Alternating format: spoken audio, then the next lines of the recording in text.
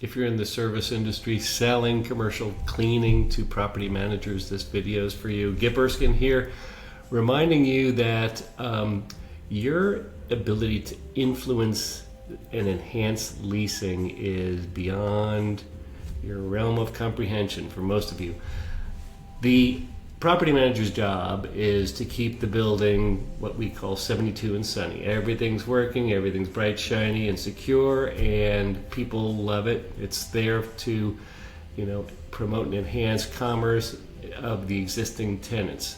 Their other side is to attract and keep prospects from going on to the next building. So how can they stay on the list of buildings that the prospects look at? Well, a lot of the time it has to do with first impressions, and a lot of those first impressions have to involve cleaning and the actual perception of clean that they see. When they come into a building, many prospects go to several buildings in a particular day, and they're trying to look ways to knock buildings off the list. They're not looking for the good things that say, oh, this is so nice here, I want to keep them on the list. They're looking to try and figure out any flaws whatsoever that keeps their list short, so that they have a list of finalists that they go back to their decision makers and say, we want to lease here for these reasons.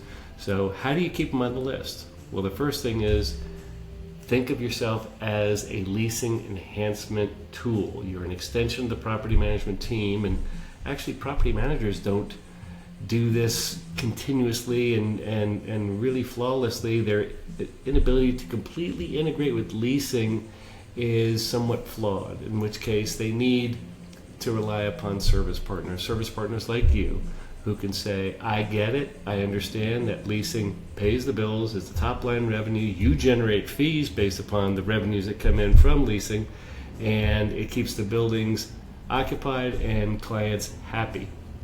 So for many cleaning companies, they don't even think beyond their scope.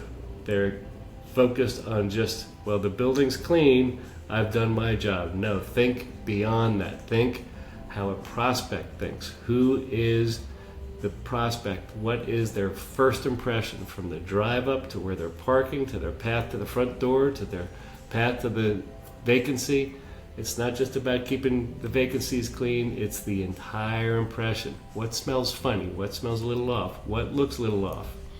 And to enhance leasing even more, your ability to recognize what's beyond the cleaning scope and to note the stained ceiling tiles and some landscaping issues that may deter in that prospect's enjoyment and keeping that building on the list of their prospective targets is just a great enhancement that you can deliver to your property management clients. So be thinking about, a lot of property managers are wondering, what have you done for me lately?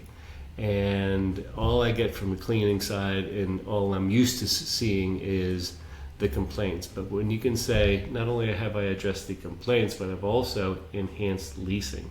And these are the measures that we took.